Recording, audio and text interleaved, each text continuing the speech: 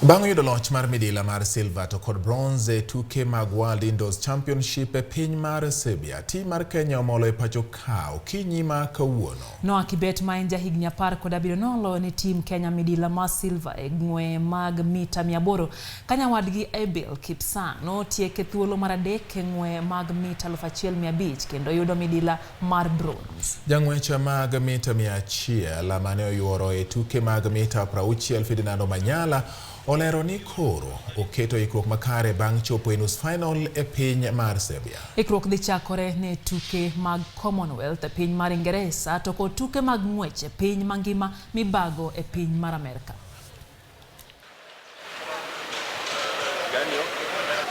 Looking at the World Championship that we've had just 2 days ago, the heat was very nice. I ran the heat very comfortably, but going to the semi-finals was a bit of a hitch at the start.